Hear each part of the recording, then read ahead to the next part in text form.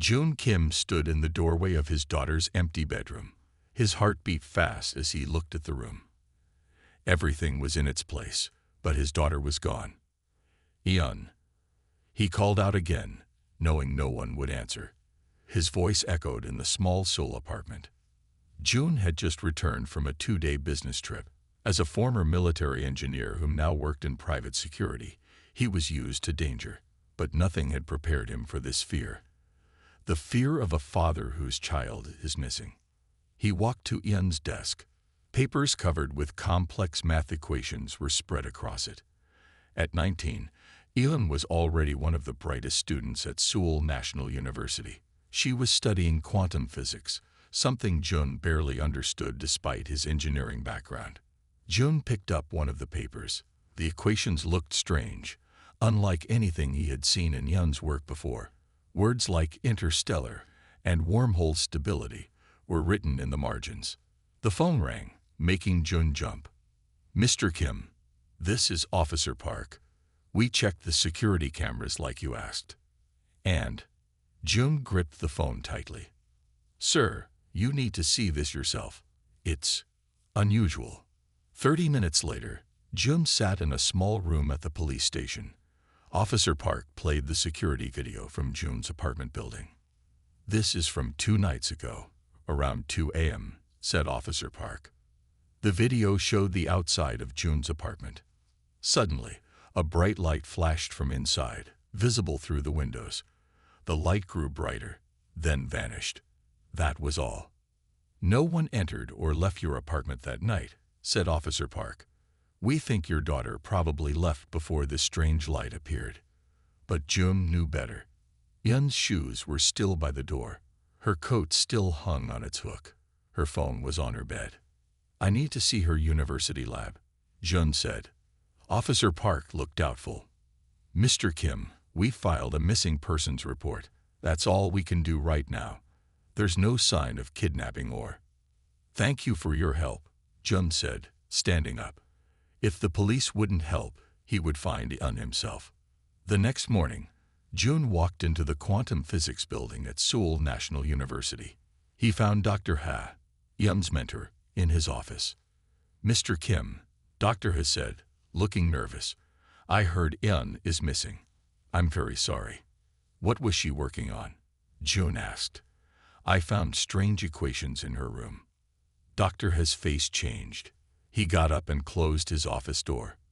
"Eun made a breakthrough," he whispered. "She developed a theory about quantum tunneling that could create wormholes." "Wormholes? Like in science fiction?" "Yes, but Eun's math showed it might be possible. The university shut down her research, said it was too dangerous, too impossible." Dr. Ha looked down. But Eun continued working at home. Jun felt cold. "Are you saying my daughter might have created a wormhole, transported herself somewhere?" Dr. Hay shook his head. "It should be impossible with our current technology." But Eun was brilliant. Too brilliant, maybe.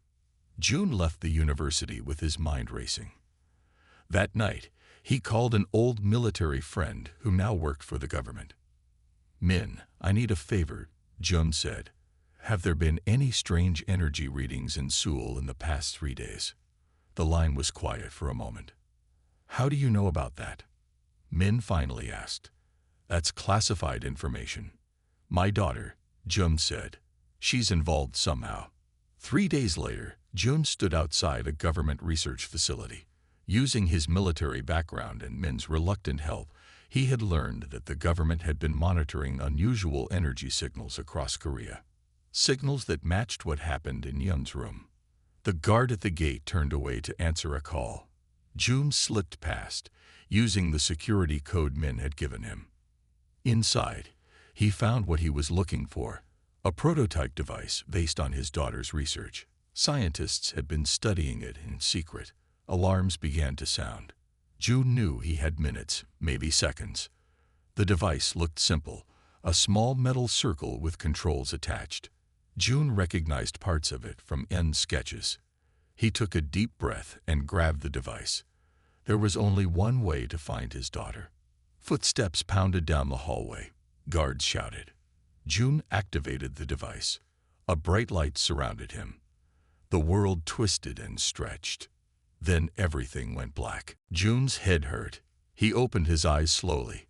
A metal ceiling came into focus above him. The air smelled strange, like oil and something sweet he couldn't name. "You're awake." "Good," said a voice. June turned his head. A man sat nearby. He looked Korean, but his clothes were odd. A tight-fitting jumpsuit with many pockets. "Where am I?" June asked, sitting up. His stomach turned, and he felt sick. "First jump sickness," the man said. "It will pass." He handed June a cup of blue liquid. "Drink this." June sniffed it, then took a small sip. It tasted like mint and helped his stomach right away. "My name is Ta," the man said. "You're on my trading ship in the Mary system. I found you floating near my regular route." Mary system. June looked around. He was in a small room with metal walls. Strange tools hung on the walls. Through a round window, he saw stars. "I'm in space." Ta smiled. "Very far from Earth. How did you get here with such a small jumper?" He pointed to the device June had stolen. It lay on a table nearby, looking burnt. "I'm looking for my daughter," June said. He pulled out his phone and showed Tai a picture of Ian. "Have you seen her?" Tai studied the picture. "No, but Port Dosen is our next stop. Many ships pass through there. Someone might have seen her." 2 days later, Tai's ship docked at Port Dosen. The space station was huge and round, with ships of all sizes connected to it. Tai led June through crowded hallways. June tried not to stare at the strange creatures walking past him.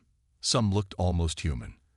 Others had scales, extra arms, or skin that changed colors. "Are there other humans here?" June asked. "A few," said Ta. "Earth ships reached nearby stars about 30 years ago. But after meeting some unfriendly aliens, Earth mostly keeps to itself." "Then how are you here?" "I was born on a colony ship. Some of us prefer to trade rather than hide." They entered a large open area with shops and food stands. The smell of strange foods filled the air. June noticed 2 types of creatures everywhere: tall reptile-like beings who seemed to be in charge, and smaller blue-skinned creatures who did all the work. "The tall ones are Voraks," Tai explained quietly. "They run this system. The blue ones are Marians. This is their home system, but the Voraks conglomerate took control long ago." Tad led June to a small shop tucked in a corner. Inside, a Marian with darker blue skin sat surrounded by screens showing data. "Gil, this is June from Earth," Ta said. "He's looking for someone." June showed Gil the picture of Ian. The Marian's eyes widened. "A human female matching this image passed through 3 months ago," Jill said. His voice was high and musical. "Vorax scientists took special interest in her. She had knowledge they wanted." 3 months. June felt his heart sink. "But I just lost her days ago." "Time moves differently through quantum jumps," Tai explained, "especially unstable ones." "Where did they take her?" June asked. "The main research facility on Mary Prime," Jill said. "But you cannot go there. It is heavily guarded." As they left the shop, June saw a small Marian child running through the crowd. The child bumped into a large Vorax wearing a fancy uniform. The Vorax roared in anger and grabbed the child with a clawed hand. "Filthy Marian trash," the Vorax shouted, raising his other hand to strike the child. Before Tai could stop him, June rushed forward. He grabbed the Vorax's arm mid-swing. "Let the child go," June said firmly. The station went quiet. Everyone stared. No one had ever seen someone challenge a Vorax official.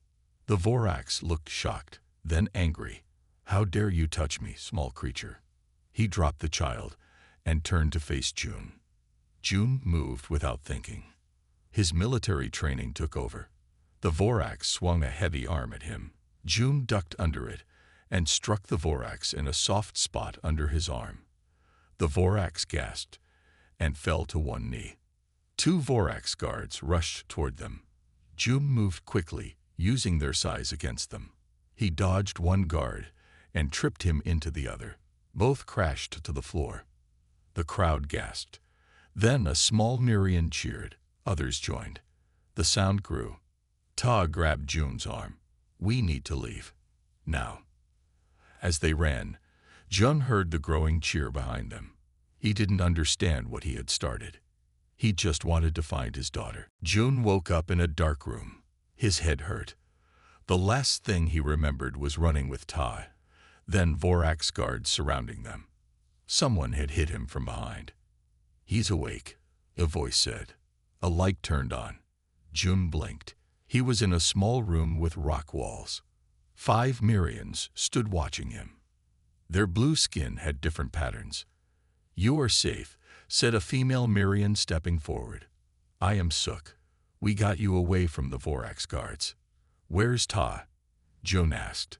"Your traitor friend is fine. He is getting your ship ready in case we need to leave quickly." Jun sat up slowly. "Thank you for helping me. But I need to get to Mary Prime. My daughter is there." The Mirians looked at each other.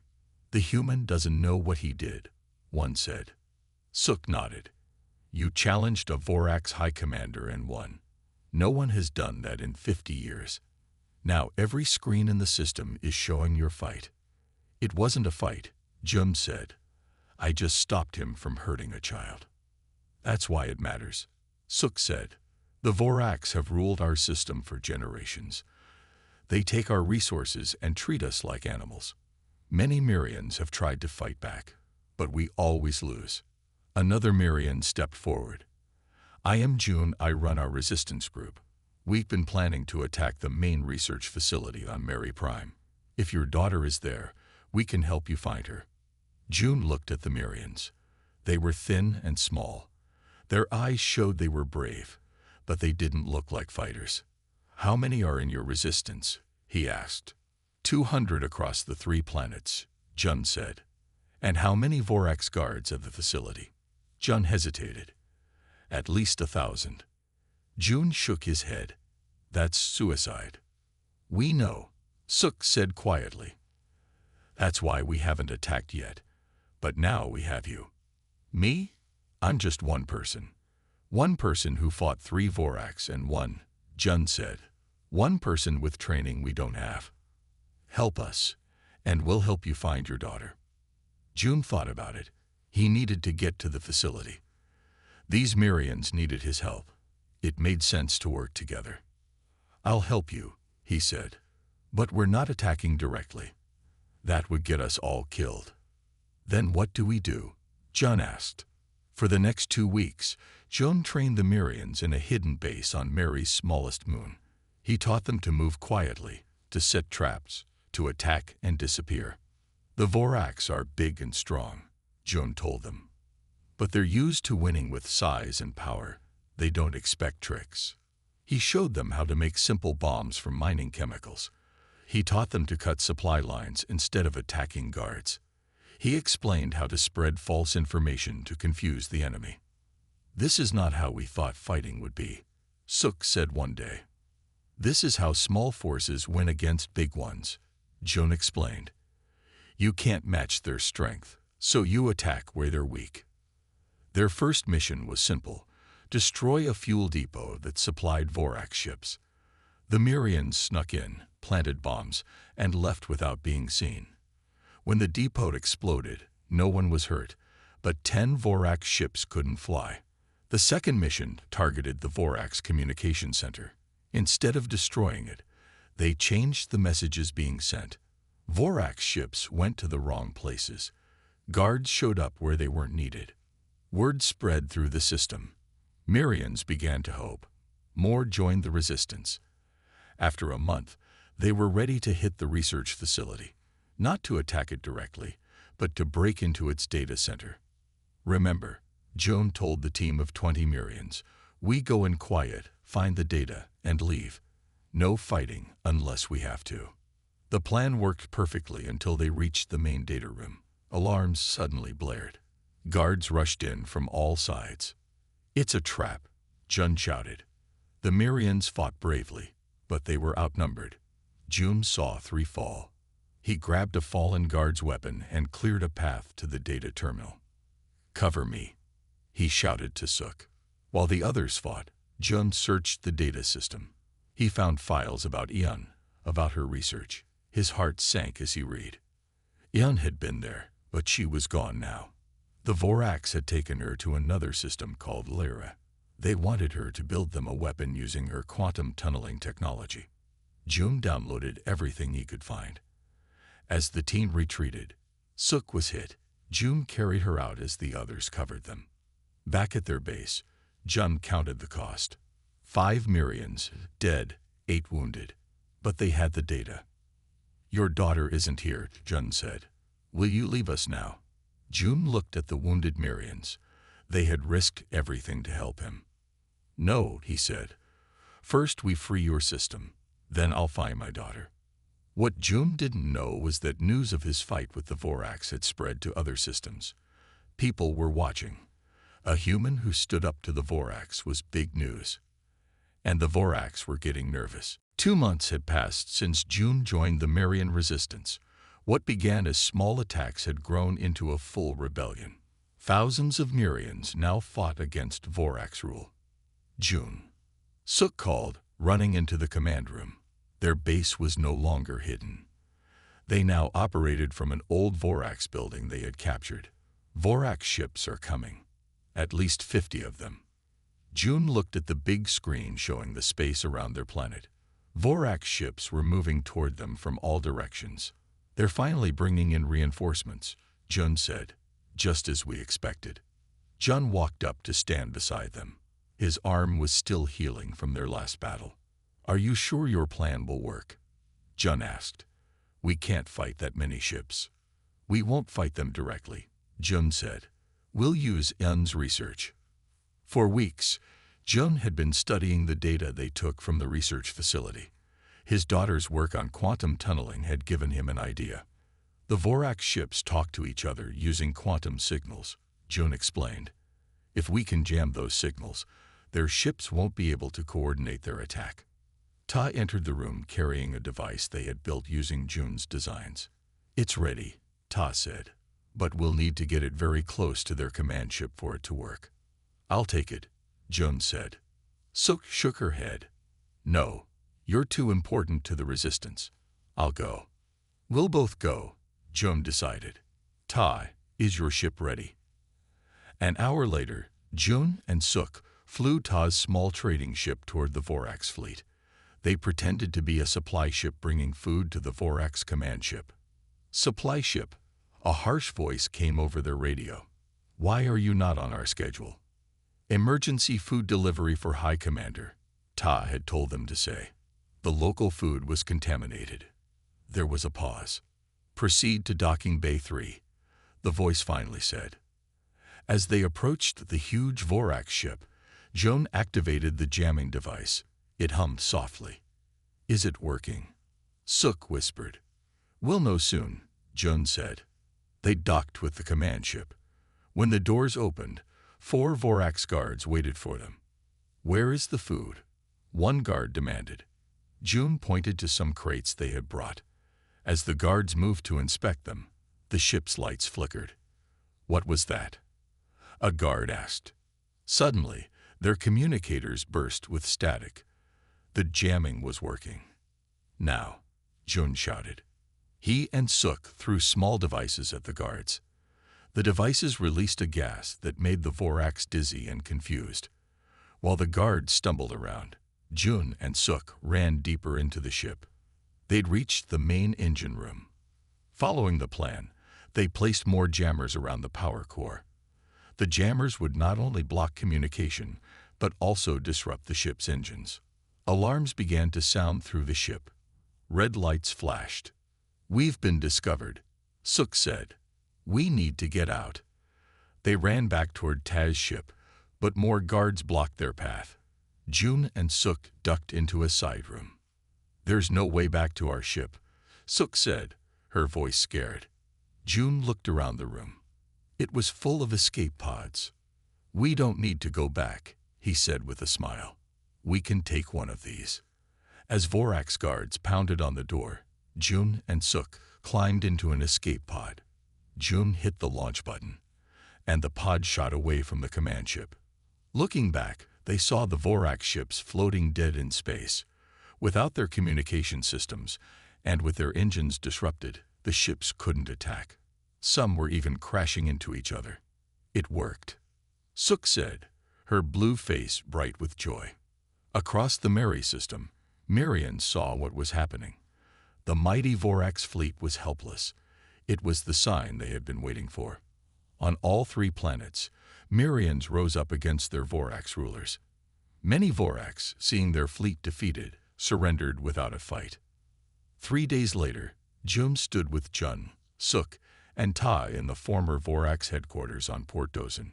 A captured Vorax commander knelt before them. "The Vorax conglomerate will send more ships," the commander said. "You cannot win." "We already have," Jun replied. "Your ships can't enter our system without using the jump points. We control those now." Jun stepped forward. "Tell me about the human who was taken to the Lyra system." The commander looked surprised. "The female scientist. She is with the science division. They want her to build a weapon that can destroy entire planets." "Thank you," Jun said. He turned to his friends. "I need to go to the Lyra system and find my daughter." "You're leaving?" Suk asked, looking sad. "But we need you here." "My place is with my daughter," Jun said. "But I've taught you everything I know about fighting. You don't need me anymore." The next day, Marians from all 3 planets came to see Jun off. They had given him a small but fast ship. Jun's ship dropped out of the jump point into the Lyra system. 3 planets circled a small red sun. All 3 planets glowed with city lights, even on their night sides. So many people, Jun said to himself. The Mary system had been mostly mining operations. This system looked much more advanced. His ship's computer beeped. 2 messages came in at once. "Welcome to Lyra system." The first message said, "This is Wu of the 7 Dominion. Please follow the guide lights to our landing zone. We have been expecting you." The second message played right after. "Human visitor, this is Jin of the Synthesis. Do not trust the Dominion. Land at our port instead. We want to help you." Jun frowned. How did they know he was coming? The Myrians must have sent word ahead. He checked his scanner. The Lyra system had 2 main power groups. The 7 Dominion controlled 2 planets. They looked like large insects that walked on 2 legs. The Synthesis controlled the 3rd planet. They were part living being, part machine. Both sides claimed to fight for freedom. Both said the other side was evil. "Computer," Jum said, "any information on a human female in this system?" The computer searched public records. 2 reports found. The 7 Dominion reports rescuing the human female scientists from Vorax captivity 3 months ago. The Synthesis reports helping the human female escape Dominion experiments 1 month ago. Jum didn't know who to believe. Both sides claimed to have helped Un. He decided not to land at either port. Instead, he found a small trading station floating between the planets. It was marked as neutral territory. The station was crowded with beings from both factions. They stayed far from each other, trading only through neutral third parties. Jun found a small room to rent and began asking questions. No one had clear answers. Some said the Dominion protected everyone from the dangerous AI machines of the Synthesis. Others said the Synthesis freed people from the mind control of the Dominion. After 3 days of searching, Jun realized he needed to see for himself. He decided to sneak onto both territories to find the truth. Getting into Dominion territory was surprisingly easy. Their security focused on keeping machines out, not humans. Jun wore a trader's outfit and walked right through their checkpoints. Once inside, he followed clues from his research. He found the science building where Yun had supposedly been kept. Using his military skills, he broke in during the night. The building was empty. Not just unguarded, completely empty. The labs held no equipment. The rooms had no furniture. It looked like no one had used the building in years. It was all fake. June quickly left and made his way to synthesis territory. Their security was designed to keep out biological threats, not looking for a single human. He slipped through an air recycling system. The synthesis city was beautiful, full of lights and moving parts. June found their main data center and hacked into a terminal using tricks he had learned in the military. Again, nothing. The records of helping Yun were there, but when he checked the details, they made no sense. Dates were wrong. Locations didn't exist. More lies. As June left the data center, he noticed something strange. A 7 Dominion transport was landing at a hidden port. Insect-like Dominion leaders walked out and entered the synthesis building. They weren't enemies at all. June followed them, staying in the shadows. He watched as Dominion and synthesis leaders met in a secret room. "The human is here," a Dominion leader said. "He's searching for the female, just as we planned." "Good," a synthesis leader replied. "When he leads us to her, we'll finally have the quantum tunneling technology." "What about the people?" a smaller Dominion asked. "They believe we are at war." "Let them believe it," the synthesis leader said. "Fear keeps them working hard. They think they're fighting for survival. Really, they're just making us rich." June had heard enough. The Cold War between the two groups was fake, a way to control the population and keep them working out of fear. Both sides were secretly working together, and they were using the story of his daughter to lure him into a trap. Angry and disappointed, Jun snuck out of the building. He needed to warn the people of this system about the lie they were living under. But how could one man expose such a massive deception? As June walked back to his ship, he noticed a group of workers fixing a broken walkway. Some were Dominion, some were synthesis supporters, but they worked together well, joking and helping each other despite their supposed differences. The ordinary people didn't hate each other. Only their leaders kept them divided. Maybe that was where June should start. June sat in his small rented room at the trading station. He needed a plan. The leaders of both the Dominion and synthesis were working together, lying to everyone. And they were looking for Yun, just like him. A knock came at his door. June grabbed his makeshift weapon, a pipe he had found. "Who is it?" he called. "My name is Hyun," the voice answered. "I heard you're looking for another human. I want to help." June opened the door a crack. A human man stood there.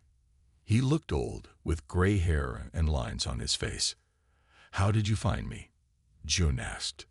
"Word travels fast when another human shows up," Hyun said. "Especially one who's been asking about a missing girl."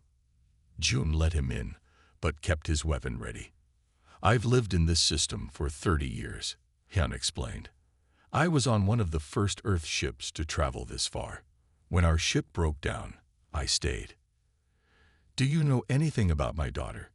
June showed him Hyun's picture. Hyun studied it carefully. "She was here.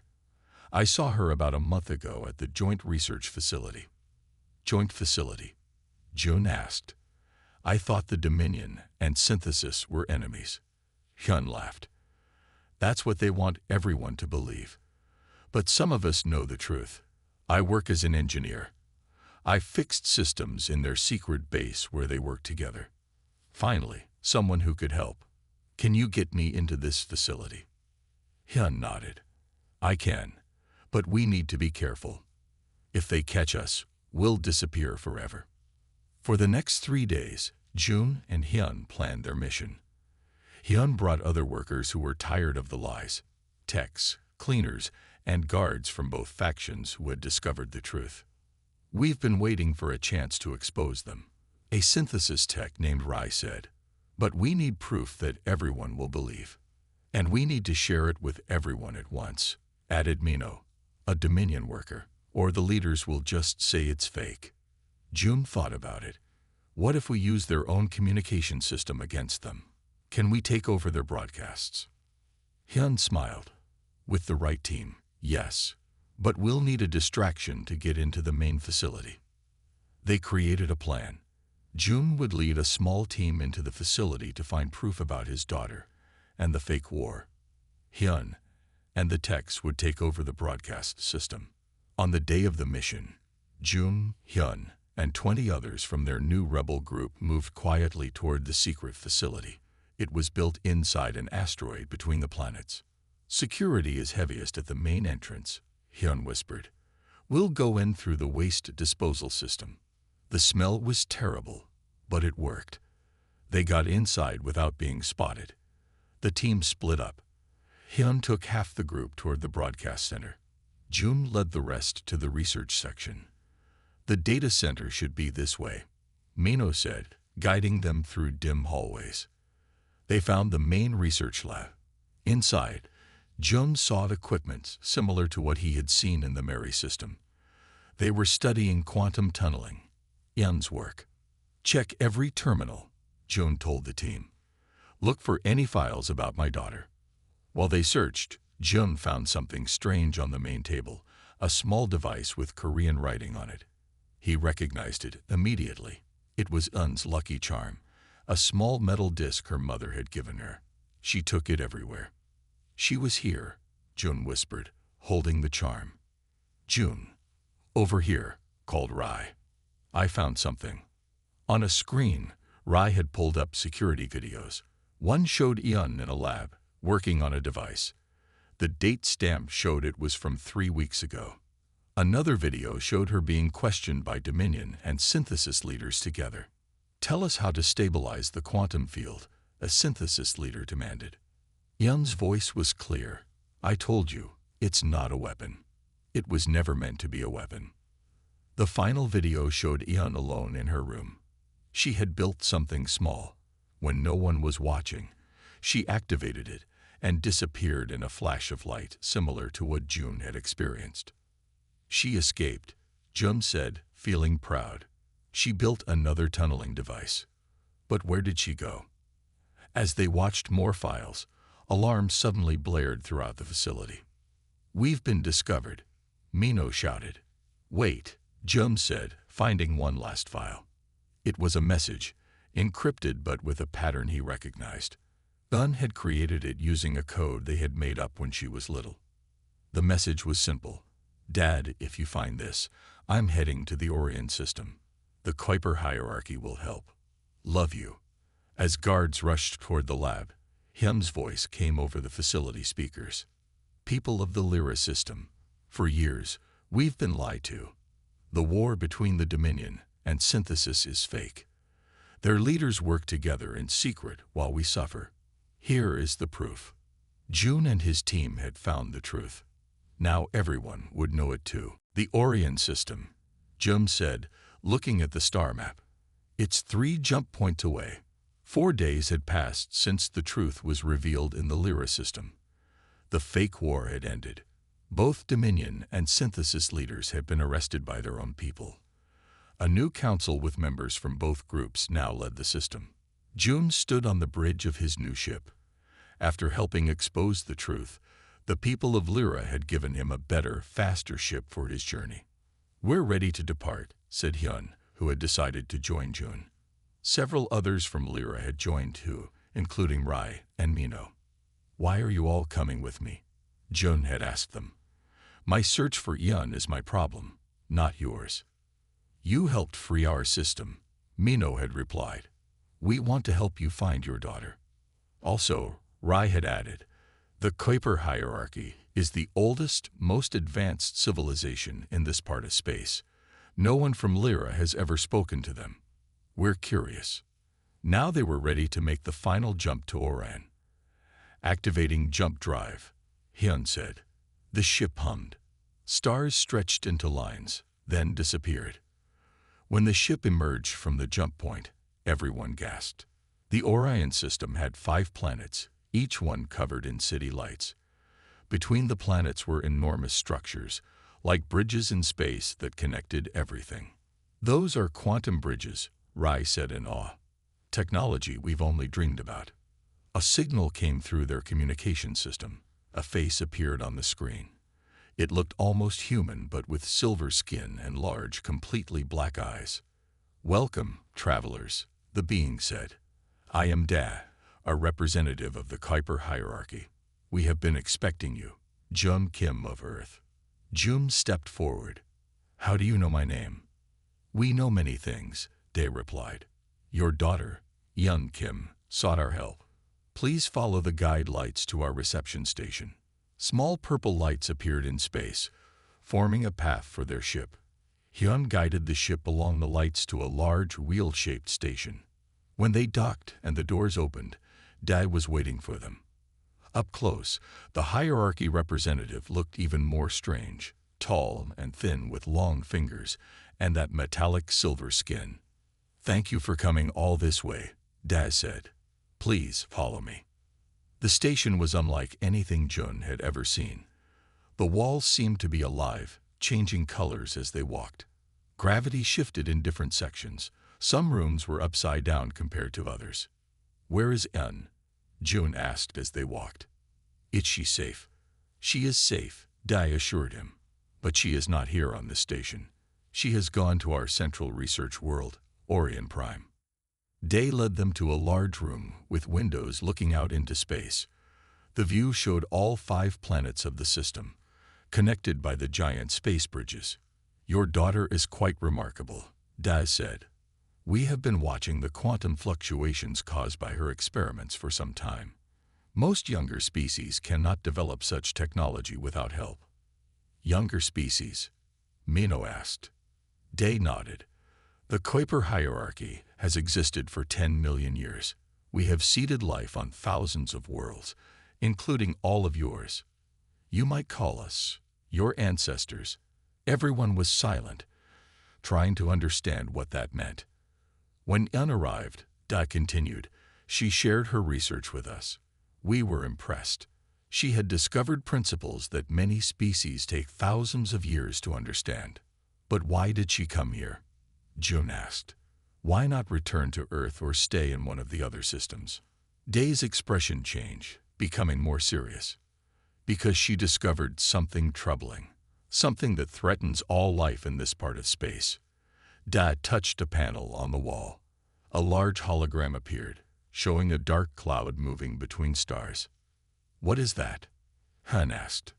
"A wave of entropy," Dad explained. "A natural phenomenon that occurs every few million years. It breaks down the basic forces that hold matter together. The last time it passed through this region, it destroyed 12 inhabited systems. And it's coming again," Jun guessed. "Yes, one believes her quantum tunneling technology, combined with our knowledge, could create a barrier against it. She is on Orion Prime now, working with our scientists." Jun felt proud of his daughter, but also worried. "I need to see her." "You will," Dad promised. "But first, there is something you should know. There is disagreement among our people about how to respond to this threat." The ship to Orion Prime was large and silent. Jun, Hyun, and their friends from the Lyra system sat quietly as they watched the stars pass by. "Something feels wrong," Jun said. "Dai was nervous when we left the station." Hyun nodded. "I noticed that too." He kept looking over his shoulder.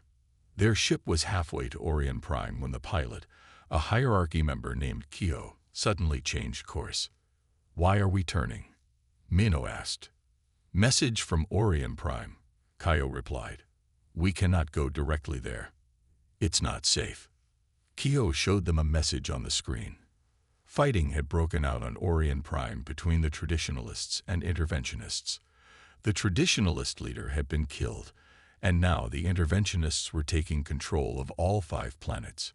"What about my daughter?" Jun asked, his voice tight with worry. "She is safe," Kyo assured him. "She is with a group of scientists in a protected lab. But we must be careful how we approach." The ship changed course again, heading for a small moon orbiting the 5th planet. There they landed at a hidden base where other hierarchy members waited. An older hierarchy female named Sun greeted them. "Welcome to our resistance base. We are those who believe in balance between the old ways and the new." "I just want to find my daughter," Jun said. "And you will," Sun promised. But first we need your help. Your experiences in the Mary and Lyra systems make you uniquely qualified. Sun explained that the coup was spreading violence across the system. The interventionists wanted to use Yun's technology as a weapon, not just as a shield against the entropy wave.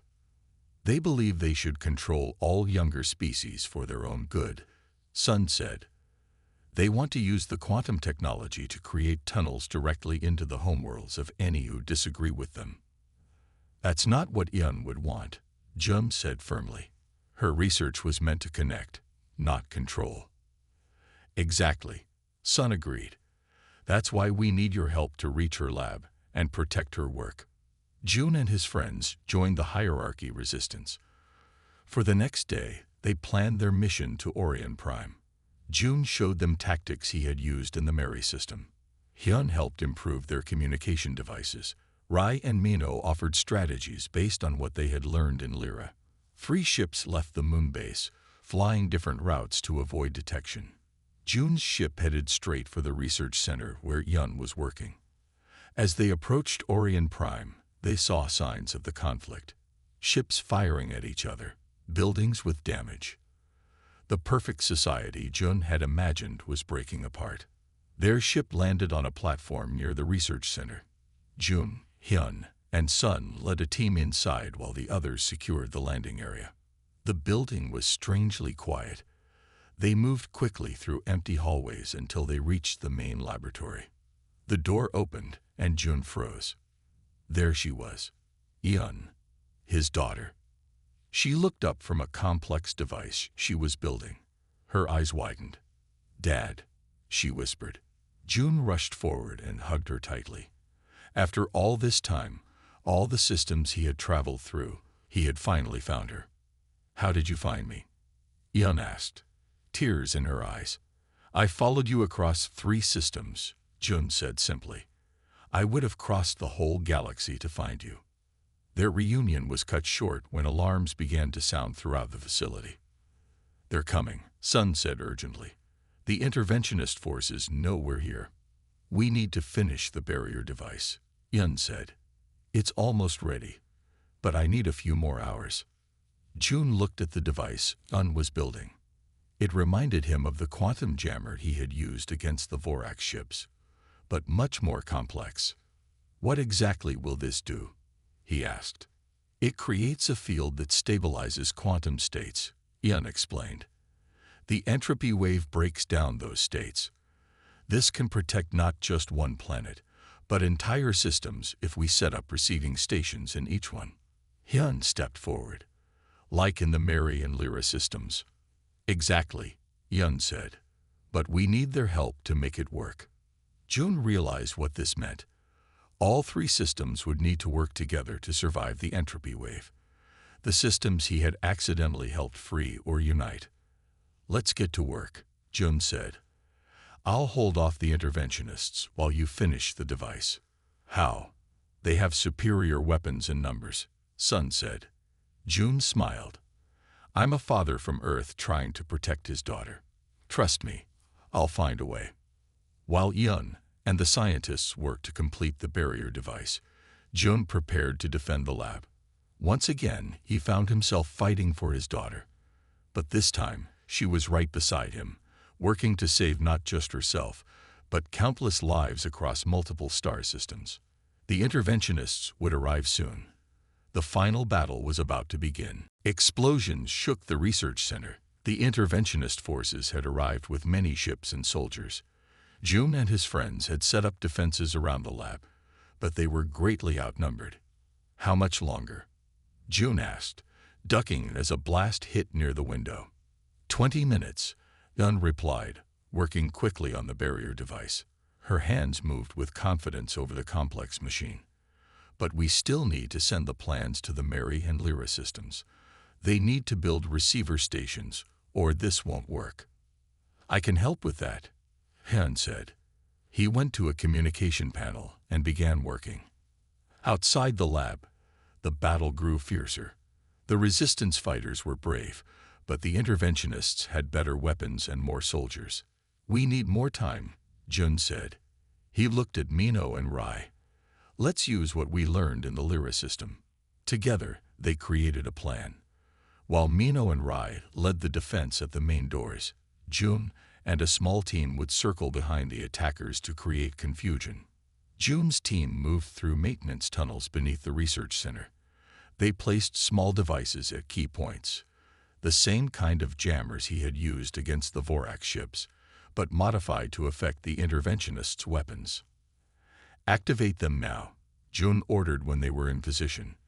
The jammers turned on. Suddenly, half the interventionist weapons stopped working. The soldiers looked confused and scared. Inside the lab, Yun connected the final pieces of the barrier device. "It's ready," she called out. "But we need to get it to the central power core to connect it to the system."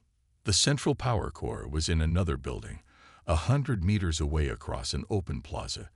The interventionists controlled that area. "We'll need to make a run for it," Jun said. The team prepared to move. Jun, Yun, Hyun, Mino, and Rai would carry the device while the others provided cover. Sun gave them directions to the power core. "Ready?" Jun asked. Everyone nodded.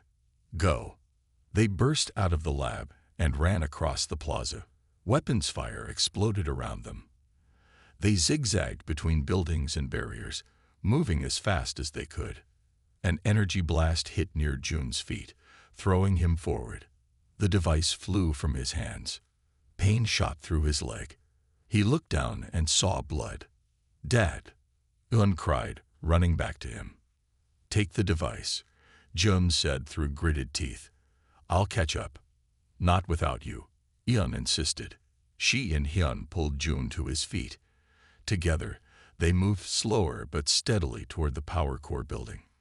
More resistance fighters joined them, creating a protective circle. They reached the building and hurried inside. The power core glowed bright blue in the center of a large room. Yun and the others quickly connected the barrier device to it. "Sending the plans now," Hyun called out, working at a control panel. "Mary system has received them. Lyra system too. They're starting to build the receivers." Outside, the fighting continued. The interventionists had regrouped and were pushing forward again. A large blast hit the power core building, cracking walls and breaking windows. "We don't have much time," Yun said, making final adjustments to the device. "The entropy wave is already affecting the outer planets of nearby systems. We need to activate now, even if the receivers aren't fully ready." "Will it work?" Jun asked, still holding his injured leg. "It has to," Yun said simply. She pressed a series of controls. The barrier device hummed louder and louder. The power core's blue glow changed to purple, then white. Energy surged through the connections. Suddenly, a blinding light filled the room. Everyone covered their eyes. When they could see again, a shimmering field of energy was visible in the sky through the broken windows. "It's working," Yun said, checking the readings. "The barrier is forming. It's connecting to the partial receivers in Mary and Lyra." The interventionist attack suddenly stopped. All around them, the fighting paused as everyone looked up at the beautiful energy field spreading across the sky. "What is happening?" asked an interventionist commander who had entered the room with his soldiers. "We're saving your lives," Jun said, stepping forward despite his injured leg. "The entropy wave would have destroyed everything. This barrier is our only hope." At that moment, communications came in from both the Mary and Lyra systems. Leaders from both systems appeared on the main screen. "The receivers are working," said Jun from Mary. "The barrier is forming around our entire system." "Same here," added the new council leader from Lyra. "We're seeing the energy field now." The interventionist commander looked at the screens, then at the barrier in the sky. Slowly, he lowered his weapon. "Perhaps," he said, "we have been wrong about the younger species." In the days that followed, the fighting in the Orion system stopped. The interventionists and traditionalists began talking instead of fighting. Yun's barrier continued to grow, covering all three systems just as the entropy wave reached them. The wave hit the barrier with tremendous force, but the shield held. The combined work of humans, Myrians, Dominion, Synthesis, and Hierarchy had saved countless lives. 1 month later, Jum stood with Yun on an observation deck on Orion Prime. His leg was healing well. Below them, representatives from all three systems had gathered for the first official meeting of what they were calling the Three-System Alliance. "Did you ever think," Yun asked her father, "that when you came looking for me, you'd end up helping create an alliance between three star systems?" Jun shook his head. "I just wanted to find my daughter. Everything else happened along the way."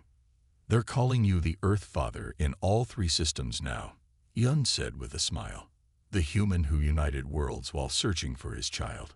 Jun put his arm around his daughter's shoulders. "I'm just glad I found you." As they watched ships arrive from dozens of worlds for the Alliance Summit, Jun thought about his journey. He had traveled across space, fought against oppressors, exposed lies, and helped create peace. But in the end, he was just a father who refused to give up on finding his daughter. Sometimes that was enough to change the universe. The end.